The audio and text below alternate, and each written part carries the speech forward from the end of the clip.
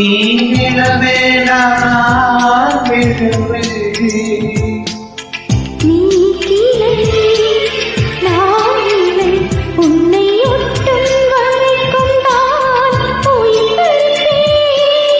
நீ விழி நாளை உன்னை சேரும் மறைக்கும் நான் குறிப்பிருந்தேன்.